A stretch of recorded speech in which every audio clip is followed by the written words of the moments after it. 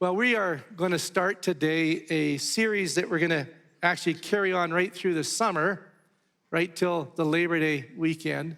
And we're calling it Worship on the Way.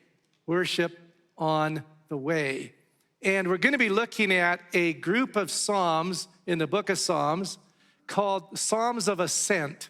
Psalms of Ascent. There's 15 of them, and they go from Psalm 120 right through to Psalm 134. They're a particular group, and I think we will read them, study them for our profit and edification this summer.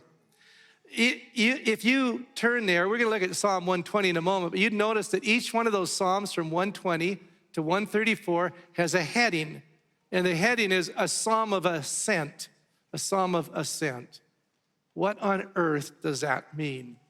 Well, people have tried to figure out what it means, and there's at least two suggestions that carry some weight. One would be this, that in the temple in Jerusalem, there were 15 steps that went up. And the Levites, they used to gather on those steps and worship and pray as they went up to the temple. That might be. Probably what most people would believe today is that the Psalms of Ascent were used by Hebrew pilgrims on their way up to Jerusalem for the great festivals, the great feasts. They would go up from wherever they were. And by the way, Jerusalem's on a hill, so any way you cut it, you're going up to Jerusalem.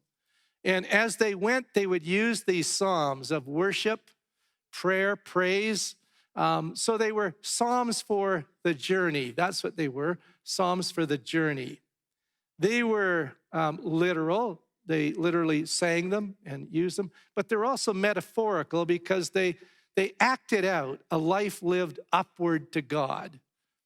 And they're psalms not only for Hebrew pilgrims, but for Christian pilgrims who are on a journey. And I don't know if you know it or not, but we're on a journey.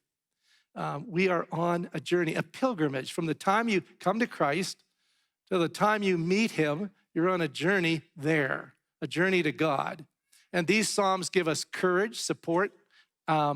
They give us everything we need to do this life well on this journey to God. Now, you might remember, I think it's in Philippians chapter 3, where it says, our citizenship is in heaven.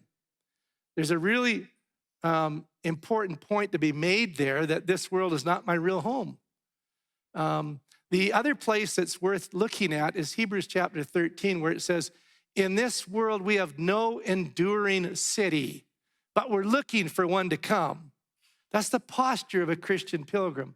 We're here, we add value, we do everything we can while we're here, but we understand that there's a more enduring city to come, and our hearts are set on that, and we've set our hearts on pilgrimage. So these Psalms describe, in a very real sense, a journey to God.